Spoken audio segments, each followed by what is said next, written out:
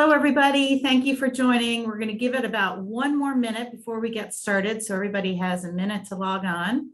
So stay tuned and we'll start in just 1 minute.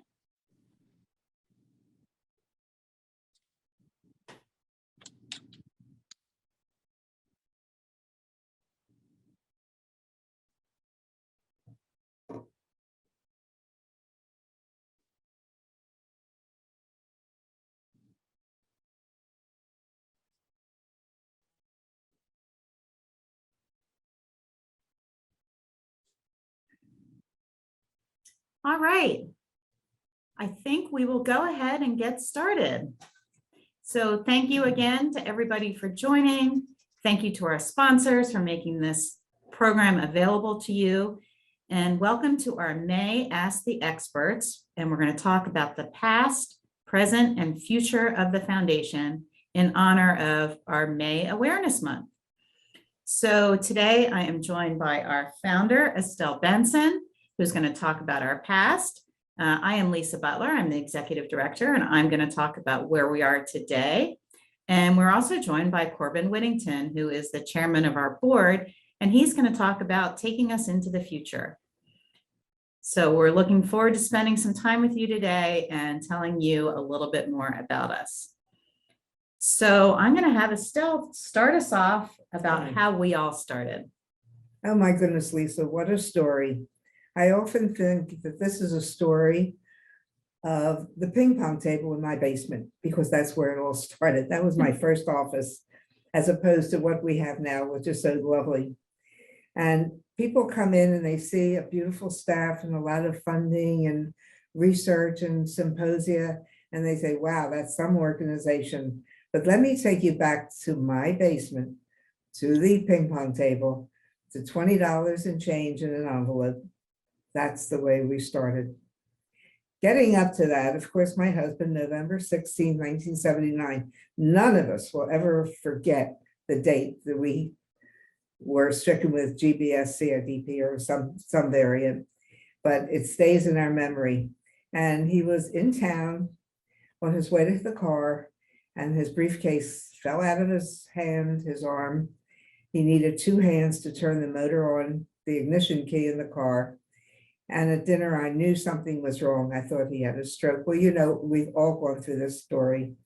And at the hospital, they tested him for various things. And they said, oh my God, I think he has Guillain-Barré. You ain't seen nothing yet. That, can you imagine a doctor telling me that? Anyway, we had no idea. Ladies and gentlemen, I had never heard of it. I didn't know how to spell it. I didn't know how to say it. He thought it was the name of 2 French dancers. He thought that was exotic. Anyway, and it's interesting, but 40 some years ago, they kept you in the hospital. It was not drive-through therapy and drive-through diagnosis. He was in ICU a month, stepped down for a couple of weeks, and then went to a rehab for 5 months.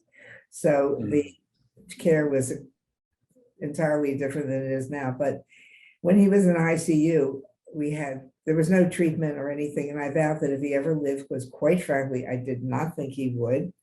I had no idea what was wrong with him.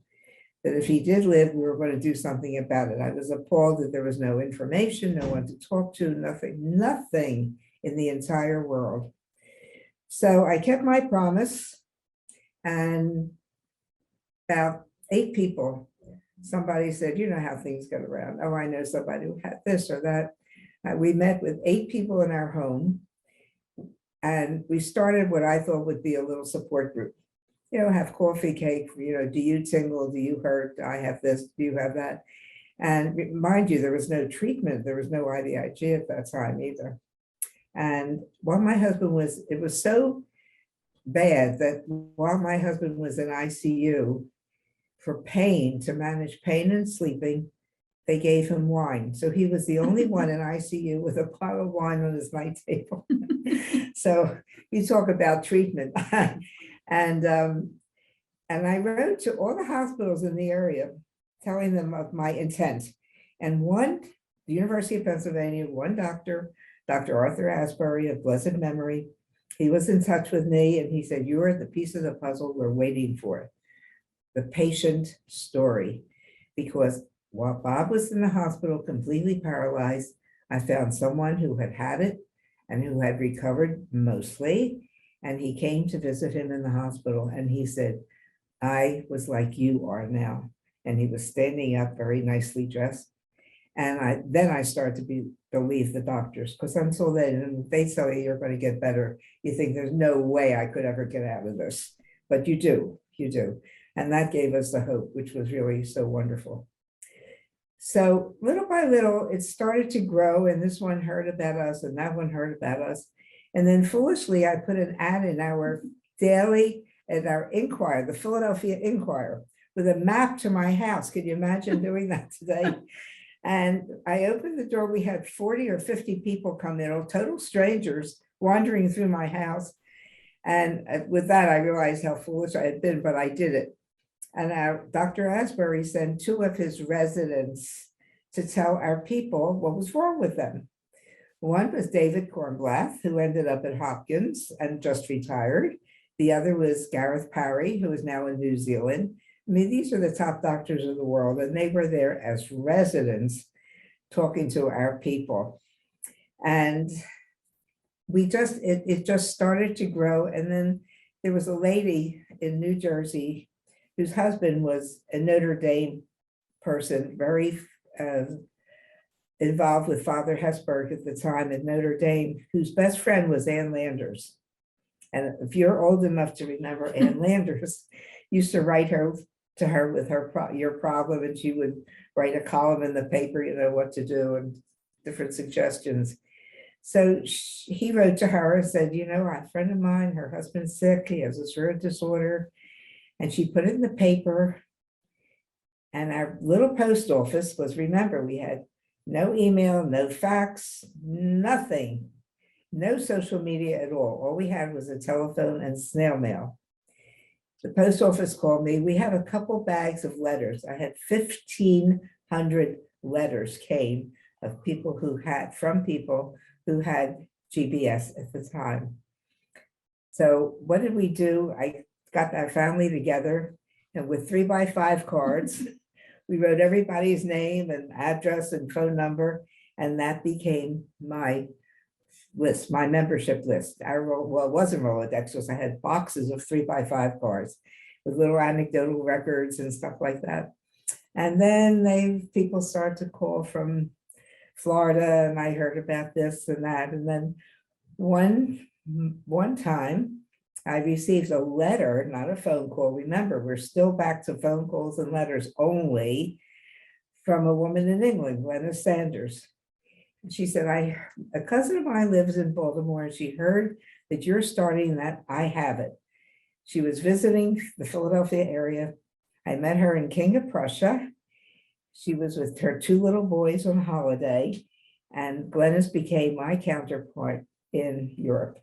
And that's how we became so international, only to be succeeded by Patricia Bloomquist and many others who are just. So here we are. We have 190 chapters in 47 countries. It keeps growing every day. And I think back to that ping pong table. I said, how in the world did this all happen? In the interim, this is a funny story, which I shared with the office the other day. When we were starting to grow, I saw that other people had awareness months. And I thought, that would be a great idea. So why in the world I picked out one day in February, and that was going to be GBS Awareness Day. Ladies and gentlemen, it was the biggest ice storm that the country ever experienced. And anything that had been planned was canceled and just thrown out the window. So we switched to May. That's why we're here today. And as we grow, volunteers became very important. It was only myself, and I had a part-time person who came 2 mornings a week. And even then I couldn't pay her because we had no funding or anything like that. But through volunteers, many, many years later, I met Lisa Buckler, who was an angel, and she has carried on the torch. She has carried the torch, and I am so happy. And did I leave anything out, Lisa? You're perfect. Did I leave? I mean, such a story. I mean, I should have written a book because we've had so many experiences, some sad, some very, very funny. And we never lost our sense of humor, but look where we are now. And we invite you all to come and see our beautiful offices and staff, and it's unbelievable. What a journey. Lisa? Thank you. Thank you, Estelle. So I joined the foundation almost 10 years ago now. And for the first year, I shared my office with Estelle. Well, what a training that was, right? Between Estelle's sense of humor and her common sense attitude to everything and determination and commitment to this community, I couldn't have had a better hands-on training. So I am eternally grateful. But I came to this, as Estelle said, as a volunteer because our son, when he was 5.5, started stumbling, started falling down, started limping, complaining of pain. Fast forward to a diagnosis of Guillain-Barré, 2 stays in the ICU, 2 rounds of IVIG, 4 months in a wheelchair, all while managing 3 boys under the age of 5. So I share that with you because I certainly understand the fear. I understand the questions. I understand the complexities. And as the nurses in the ICU said to me when Stuart, our son, was sick, they looked at me and they said, you know, he will never remember, but you will never forget. So you were remembering the date that Bob was admitted, Stuart was admitted, January 28th, 2001. So I will never forget that. But I will also never forget that by his birthday at the end of April, he took his first steps. And so those are details that are crystal clear for me. But from 1980 and the history that Estelle described, I want to share with you, where are we today? What have we done? How have we grown? I'll start off by saying that we have never lost sight of Estelle's vision that this organization is here to serve the patient. And every decision we make is centered around, are we providing support? Are we providing education? Are we investing in research? And are we engaging in advocacy? And quite honestly, if we're not serving the patient community by doing one of those 4 things, it's probably not for us to do. So we have never lost sight of that. And Estelle and Bob really established that mission from the very beginning. So I hold tight to that. That was my training, and I'm not going to give it up. So when I say that we provide support, what does that mean? We respond to over 100 patient inquiries a month. So patients call in. Estelle still loves to answer the phone. They email, they ask for second opinions. We send them to a center of excellence. We connect them to volunteers. So Estelle started the volunteer program, as she mentioned, and we put so much emphasis on that. A former patient visited Bob in the hospital, and our volunteers do that.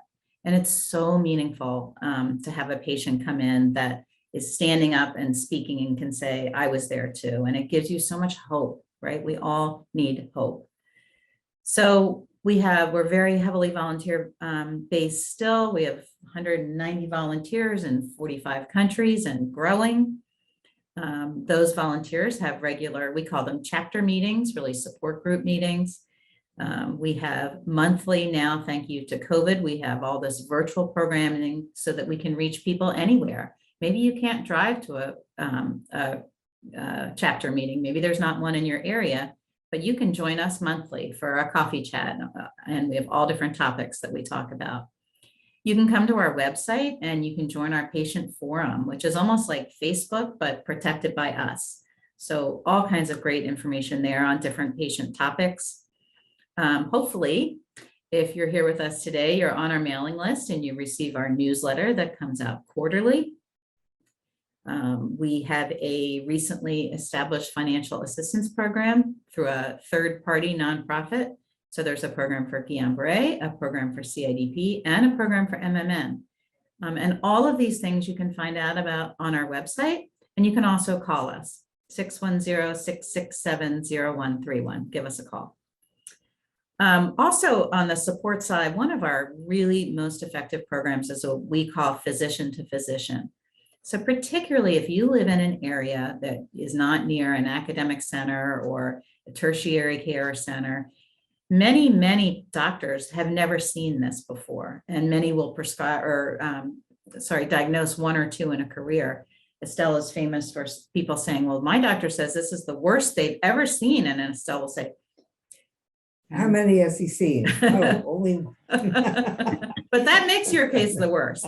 So I understand that.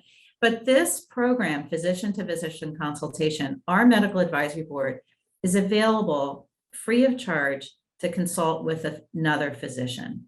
So that physician can reach out to us, we'll coordinate this meeting, and they can consult on treatment. And I can tell you how important that is. When our son was diagnosed and he left the ICU strapped to a wheelchair, but he wasn't really improving. He wasn't getting better. We went back to our neurologist and said, and our neurologist was a little bit perplexed. He wasn't responding. He wasn't getting better the way they thought he would. And I reached out to Estelle at the foundation and she said, we have a pediatric specialist. I think your neurologist should speak to this neurologist. We loved our neurologist. We had full confidence in him, but we asked him to do that. We said, would you call this person? This is highly specialized. This is very unusual. Would you call? And he did. And the foundation's medical advisory board member consulted on Stuart's case. And he's now 27 and very healthy, I'm happy to say. And handsome. Takes after his father. But we used the services that the foundation offered, and oh, how helpful was that? So again, to sort of, I'm going to move on to how we provide education, but on the support side, we're always looking for ways that we can meet your unmet needs. So we need to hear from you. And in fact, every question that we receive through an email, through a phone call in response to a program like this, we call them our FAQs, our frequently asked questions. We look at every question we get and we look at the trends and we see what the questions are. And that leads us to creating new programs to support the unmet needs. So let us hear from you. You are the reason, you are the informers of how we move forward. So I mentioned education. What do I mean by that? What do we do around education? Well, we have a 20-member global medical advisory board that Estelle started with Dr. Arthur Asbury, and now they're all over the world. So these are the world's top neuromuscular specialists, and they all collaborate, and they're all here to serve all of us, all of you. We have 57 centers of excellence, and this is a very highly vetted program that the medical advisory board runs. They created the application. They have a scoring system to see if these institutions really do qualify for in what their opinion is a center of excellence. So these aren't doctors that have seen 2 or 3 cases in a career. These are doctors who are seeing this regularly. These are doctors who have researched in this space. This is very, very important. And that when we designate an academic center or a tertiary care center as a center of excellence, they qualify. They're top notch. More on education. We have lots of literature that the foundation that we print, we'll send to you. We can give you a digital copy. Again, when our son was in the hospital, Estelle sent us some booklets, and boy, those pages just practically ripped because we just constantly read them. You can have it on your device, but you can also have, if you're old school like me, you like to carry around the paper, we have that available too. We have it in 7 languages. We have a European website that you can translate into various languages that way too. We have this series that we call Ask the Experts. Every month, we invite experts to come and speak. Some of the topics have been mental health, reimbursement, facial paralysis, and the other side, foot symptoms, residual foot symptoms, pain and fatigue, adaptive devices. Oh my gosh, COVID, we had so many of these programs when COVID was in our world. So this program runs again monthly, and virtually anybody can join us virtually, right? So that's one of the benefits of these types of programs. Also on the education side, we have the best patient event called our biennial symposium. You can still register this year. It's October 5th to the 7th in Alexandria, Virginia. And we like to say, when you come to this symposium, it's like old friends meeting for the first time. So you all have so much in common. And this is just such a great place to come. And we have so many people that come that have been to the symposium for years, right? They're even recovered, but they keep coming back because this is the family they never knew they had. Can I tell you how it started? Yes. After what we thought would be our little support group, one day I said to my husband, we are so lucky to live in Philadelphia, in a metropolitan area with all these hospitals. We have these wonderful doctors, but think of the people who do not have this information available. And suppose why don't we do a meeting? And I sent out to those people, maybe we had a couple hundred people on our list at that time. And we had Joseph Heller, the author, came. He was a speaker. We had Rachel Levin, who was a TV star. And they came just out of curiosity, more or less. We had 500 people show up. Now, we had no meeting planner. I went to the 5 and 10, well, you don't remember 5 and 10, but I got a folder and I pasted a label on it saying GBS, and that was our giveaway.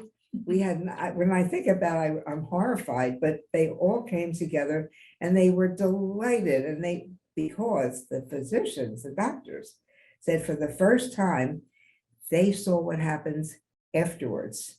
A lot of times a patient comes, they leave, they couldn't believe some were still in wheelchairs, some were on a walker, some still had pain, and they were learning from the patient. And that's the best part of our symposium. It really is. Actually, this year we're introducing for the first time a patient panel, and it's intended exclusively for physicians and residents to really understand the patient journey part of this. And we definitely recognize that sort of life after diagnosis, and we like to concentrate on that at the symposium. This year, we're featuring an amazing nutritionist who's going to speak, who's actually local in the DC area. So please come, please join us. And if you do, make sure you meet us. Corbin, Estelle, myself will all be there in DC to greet you. So I'm going to move on to research, and then I'm going to finish with advocacy. But on the research side, this was a newer pillar that Estelle always had the vision for, but certainly in the beginning didn't have the funding for. So I'm so proud that now we have 3 levels of research grants. We fund 2 what we call elevation grants a year. So that's about a $50,000 grant that really embraces new concepts. And we hope that a researcher can take an innovative concept and really sort of tease out the possibilities and that turn that into a larger grant down the road. We have a discovery grant program. So that's a 2-year grant for $100,000 for 2 years. And then we have a fellowship. So this is a 3-year deep dive, $150,000 a year. We are in our 3rd fellow. We call this the Benson Fellow. And this was started because it was our first bequest. It was a very, very large donation by a member of our community that passed away and left us quite a bit of money. And we started this Benson Fellowship with that endowment. So we're very, very fortunate for that. And we're very proud that we invest in the research community and help the innovation space. We also fund 2 consortium-based groups, something called IGOS, which is the International Guillain-Barré Outcomes Study. This is now run out of the Netherlands, but this is the largest Guillain-Barré study in the world. Very, very proud to fund that. And then we also fund something called INC-BASE, and that's a CIDP consortium-based program. So we fund that as well.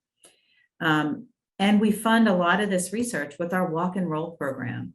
So this is our fundraising program. We have 20 some odd walks this year around the United States where patients come and sometimes take their first steps, oftentimes meet their first patient.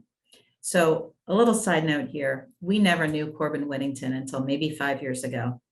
And we were getting ready for a walk. And all of a sudden we got this video of this patient talking about CIDP. And he was standing in front of a set of steps in his house. And he was talking about how those steps were his challenge. This video was so impactful. If there was a American Idol for community engagement and speaking, I'm going to tell you, Corbin Whittington would be winning that American Idol because that video was phenomenal. And that's how we met Corbin, and that's how he met It's his amazing. first CIDP patient was coming to a walk. So these walks have really grown. What we do now at walks too, because typically it's family and friends come around a loved one, and people want to help. What else can I do to help, right? I'm making a donation by coming to the walk. But did you know that the therapies, but your friends and family know that the therapy that you take is made from human donated plasma, and that's limited based on the number of donors that we get. So along our walk program and along the path, you'll learn all kinds of facts about how to become a plasma donor and how to help this community keep the therapies going that they need to thrive. So please come and walk and roll for research too. If you look at our events calendar on the website, you can see where these events are taking place countrywide. So finally, advocacy. This was our fourth mission pillar that we added. We engage in state and federal advocacy. Right now, we're working on some legislation that would allow for home infusion for Medicare Part B patients. We have advocated for the Department of Defense has a specific pot of money that's over $300 million, and only 40 or so conditions can apply for grant funding for that money, and that resets every year. And Guillain-Barré is listed as one of those conditions because, and it's from the Department of Defense, but those that are deployed can potentially face more exposure to viral or bacterial infections. So that's very, very important. Some significant Guillain-Barré research has been funded through this program. Peripheral neuropathy is also listed there. So CIDP and MMN research also have the ability to apply to that money. But if it weren't for our advocacy, if it weren't for us being in Capitol Hill, being in the Senate offices, that would not happen. So it's very important that we work this process. We always advocate for more funding for the National Institutes of Health. And recently we have established, I would say, a good working relationship with the FDA. They invite certain patient programs, and there's something called an externally led patient-focused drug development meeting. And we hosted one of those for CIDP last year. There's a lot of innovation in CIDP, a lot of research going on. So now when the FDA is given the opportunity to approve a new drug for CIDP, they have this resource, which is the patient voice. And when they're looking at clinical trials, they can understand what would be threatening and what would be helpful for the patient community. So this relationship with the FDA is new to us, but very, very important. And we're hoping to do similar meetings for Guillain-Barré, MMN, and anti-MAG. So very, very important. You can get involved in advocacy through our website. There's an advocacy action center, and you can write to your members of Congress or senators, tell them about yourself, and hopefully they will help advocate for our causes.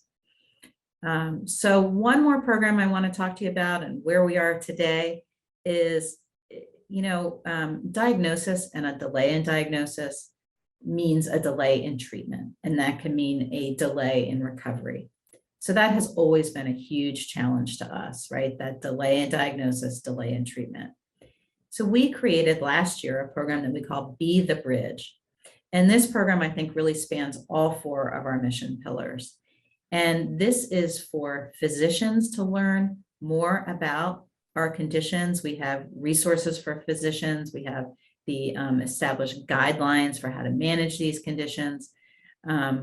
So we're asking to be the bridge for the physician to all of these resources. And we're asking for the physician to be the bridge to the patient and let them know about us and let folks come and join our organization and be supported by all these services that I have talked about.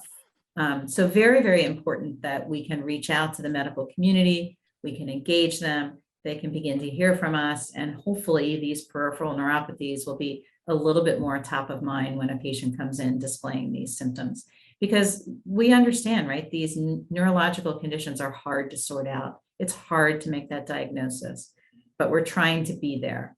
So this program, Be the Bridge, we need volunteers to go into hospitals, to drop off some of this literature, to remind physicians, nurses, caseworkers that we're here and to learn a little bit more about this community. So please, we need you to make this really get growth and get out there.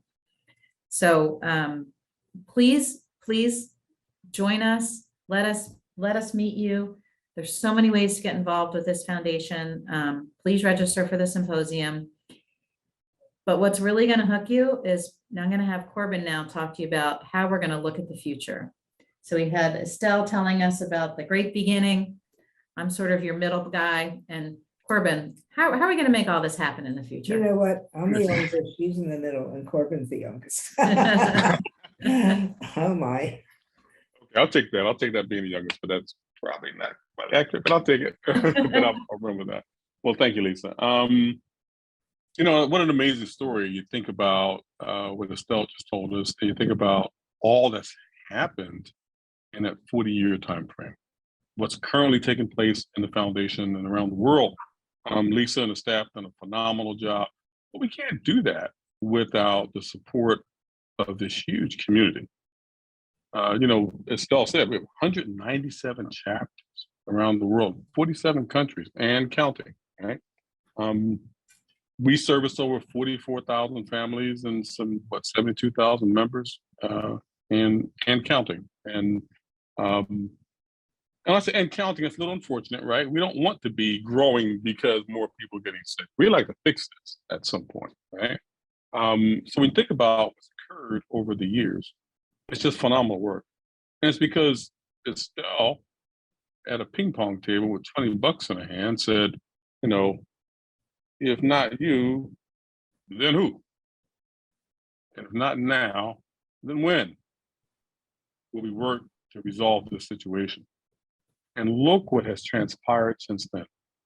So today, you know, we have a organization that is focused around this patient community and the caregivers that support this patient community. And we do so through support, education, research, advocacy, and all those wonderful things that Lisa just spoke about. We are able to sponsor, you know, online events like this. We're able to, you know, put together this symposium, which if you haven't been, you gotta go, you gotta go, you gotta go. Come on out to, in Washington, be with us in this October. It's just a all-inspiring moment, and will lift your spirits and help carry you to a different place. So please come on out to symposium. But all of this doesn't just happen because we're lucky. All of this doesn't just happen because of, you know, happenstance. You know, we talk about the focus of the foundation is to serve the patient community and their caregivers. But really, I like to change that just a little bit from the board perspective. And as you know, as board chairman, we look at things maybe just a little bit differently, and that is to better serve the patient community and the caregivers that support them. And in that little word, to better serve them, really that implies how do we continuously improve? How do we get to a little better? How do we reach more people? How do we effectualize even better research, right? How do we bring along more institutions? How do we bring along the government agencies that sit on a pile of our tax dollars, right? How do we bring them along to help us solve this issue with us? Well, the key to that is with strategy. And so all strategy is just a way to allow us to consider the needs of this patient community and how we will intentionally focus upon those needs and help to address it as we go forward. So with that, I want to talk about you know, what we've learned in this past year or so. And we always are learning. We're always trying to understand. We're getting questions from you. Like Lisa said, those FAQs that come in, we analyze those. We talk about, okay, how can we do things differently? And the foundation is always constantly adjusting. and figuring out how we can do things differently. But from a larger, broader scale, we said, okay, how do we get more intentional about resolving these needs? How do we do that? Well, Lisa just talked about a whole lot of things we do. And you might imagine it takes a lot of money, a lot of money. And one thing I loved about the foundation is that, when I came along, like Lisa said, I met them through the walk and roll process. And what really excited me was, I was a CIDP patient who'd been sidelined from my, a very prosperous, successful business career. I was sidelined from that career due to my illness. And kind of, wondering, how can we do this differently? How can I help myself and in the process maybe help others? And then I found out about this walk and roll that's happening in Washington, D.C. And I said, ooh, I can get involved in that. And I said, ooh, that's a way to get my family and friends involved in that. And we got together, we raised a bunch of money, we had a ton of fun, it was very uplifting. I met a lot of patients like you, a lot of patients like me. And through that, felt like, wow, we're able to contribute, make things happen. So this is a foundation that was able to help support itself through peer-to-peer support. There's also a foundation, though, that's able to reach out to stakeholders, the biopharma industry, reach out to the governmental agencies, reach out to researchers, reach out to hospitals and universities, and help them understand that by helping us and helping them, we can uplift this community together. So one of the things we said we wanted to do is over the next 3 years, we want to continue to diversify what we call that revenue stream, that money input. We want to diversify that, particularly though with a specific focus on government grants and private foundations. There's a ton of money out here. And with that money, we have the resources and the connections, the relationships to funnel that money into the right hands to help elevate our community in many, many ways. Of course, through medical research, like Lisa just talked about, but also, through, generating information like IGOS and InkBase, the databases that then provide information to folks all over the world who can learn from our patient community and therefore be able to help us even better. So we have some milestones, and one of the things we like to do this first particular year, we'd like to get the NIH and FDA, fully aware of GBS-CIDP, MMN, and all its variants that that inflict our community. We want them to be aware so they understand the urgency for innovation and the improved access. We'd like to get younger medical professionals involved in understanding our conditions. So we have a plan to extend that research out earlier so that some of these fellows earlier in neurology and some of the other disciplines are able now to get involved in this effort as we go forward. And we're also looking at establishing an advisory committee that will work with our Global Medical Advisory Board. This advisory committee will be made up of, what we're currently thinking, made up of like physical therapists and nurses and infusion nurses and maybe some of the infusion pharmacy people and et cetera. Some of these folks that are kind of on the peripheral of our community but they're there, they support us, they're involved every day, they help us with our daily lives to get better, including some of the folks that create the medical assistive devices, right? How can they do things differently to better help us? So we think we like to put together a group of these folks to help concentrate some of those efforts as we go forward.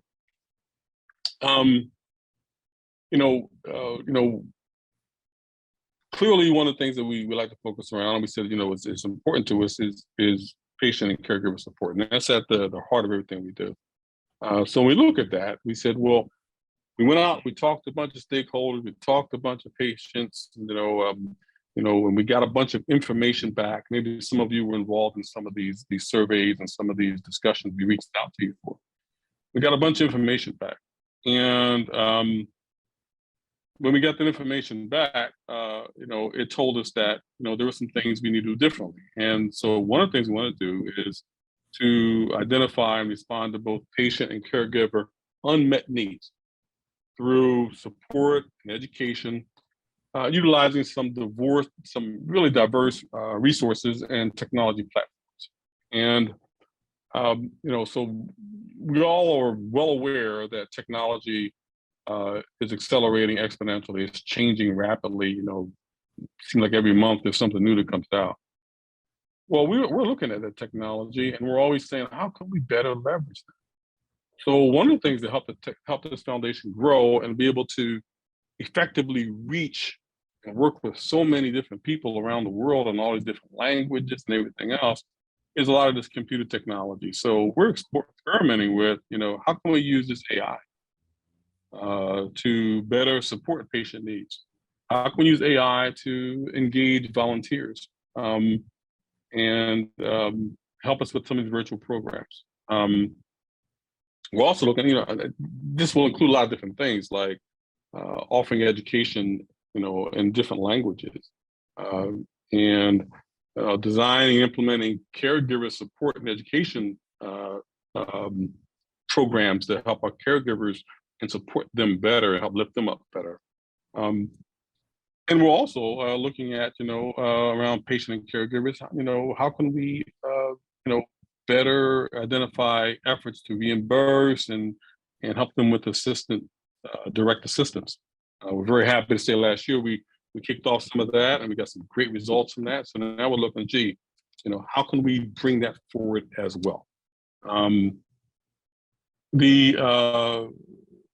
Additionally, we're looking at, we're a global organization, and we have quite a presence, like Estelle said, 47 countries, got quite a presence around the world. But we do recognize that, there are many patients and caregivers that are still struggling and could use some help. And so we're trying to figure that out. How do we now penetrate areas where, maybe traditionally we haven't been before?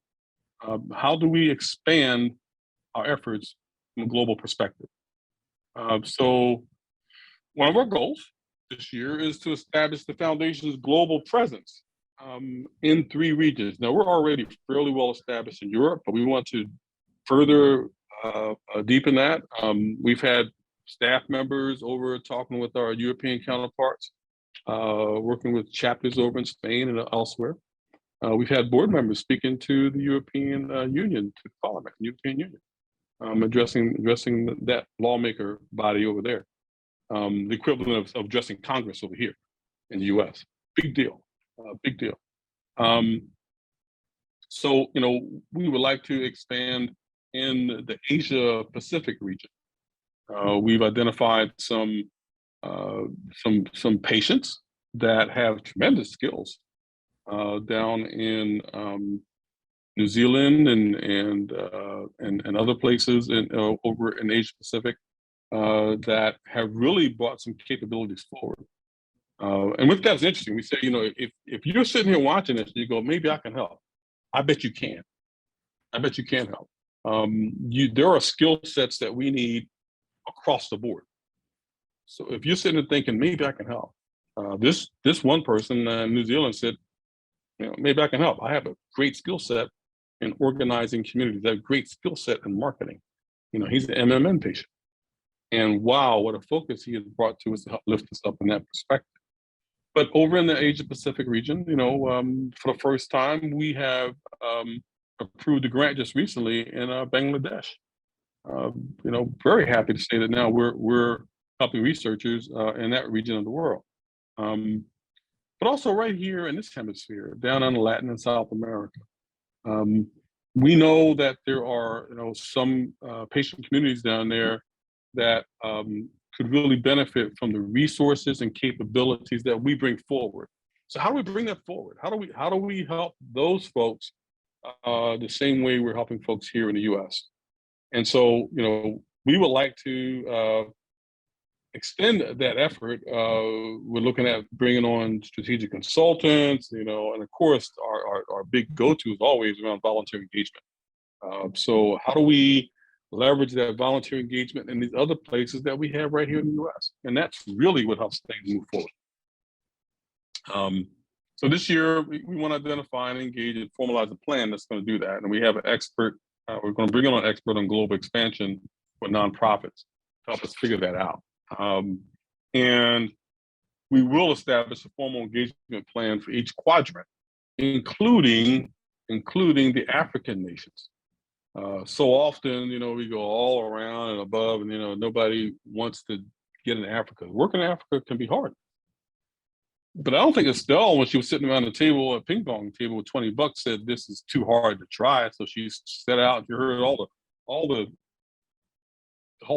things that she went through to move this effort forward, including some missteps. That's okay, because we learned, we grew, we benefited from all that, and we moved forward. So one of the things we're going to do is also try to figure out how can we get into Africa. There's thousands of patients in Africa that need our help. And finally, we've always had an effort around diversity, equity, and inclusion. We know that through diversity, equity, inclusion, we always benefit. We know organizations that are more diverse, organizations that are better at including others, tend to have greater outcomes by far, greater outcomes by far. So it benefits us all if we get more intentional about diversity, equity, and inclusion. So over the next 3 years, the foundation will be intentional in reflecting the community we serve, and understanding their diversity, equity, inclusion needs. And this is important, especially the under-supported communities.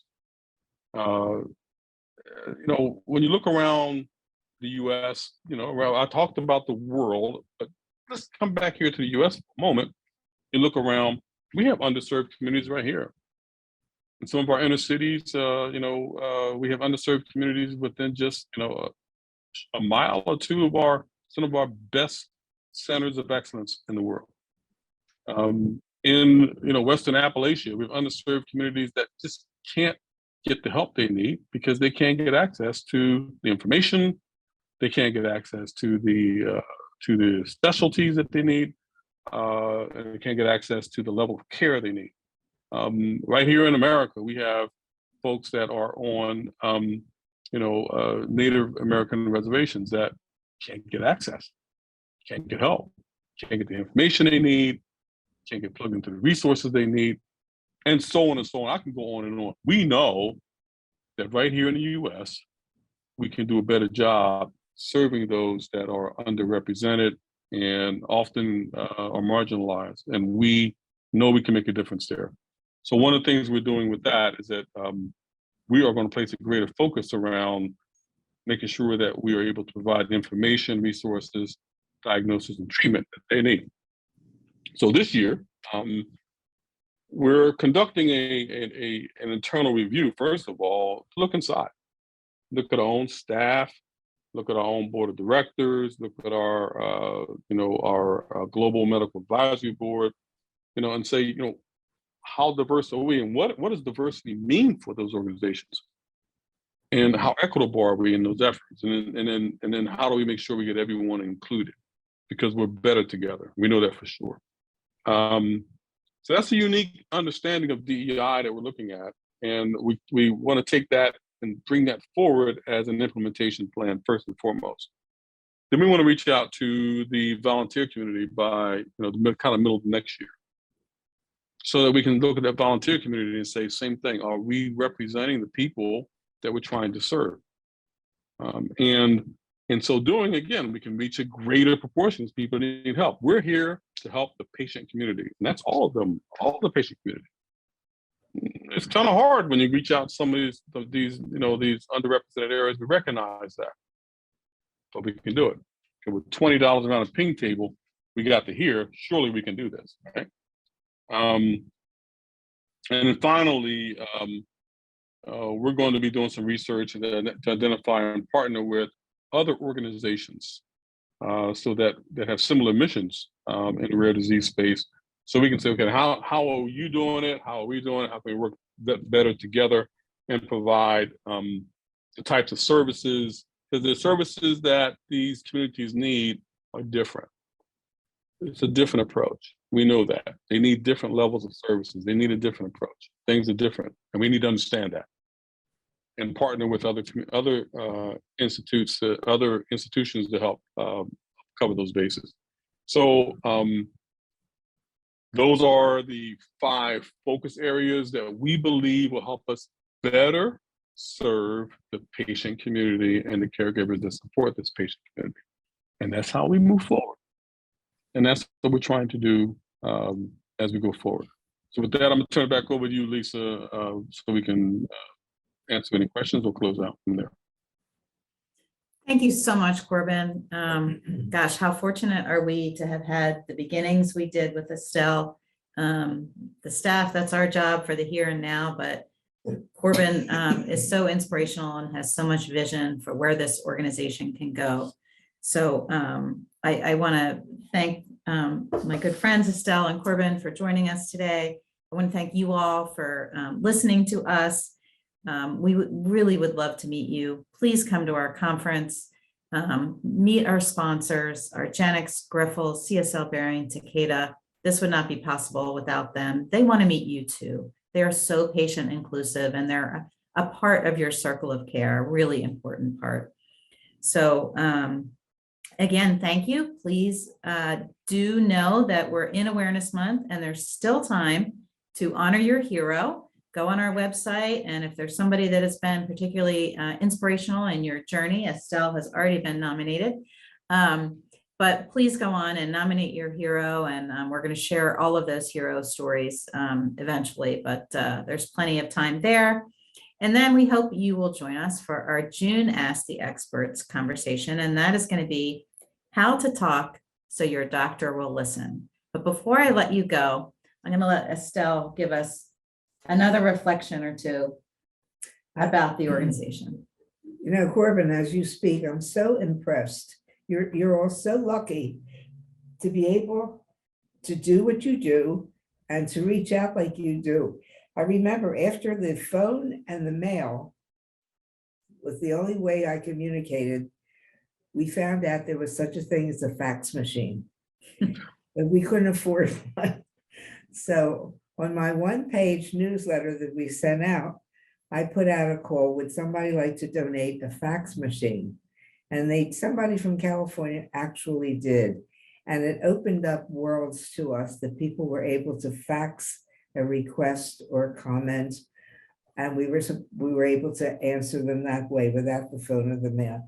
And now when you tell me about these webinars and all these things that are going on, it boggles my mind. It's terrific, but look how lucky you are. Your stuff is a piece of cake. Mine was hard. All right. Well, thank you for that, Estelle. It's great. All right. Thank you, everybody. Yeah. Bye-bye. Bye-bye. Bye. Bye-bye, everyone.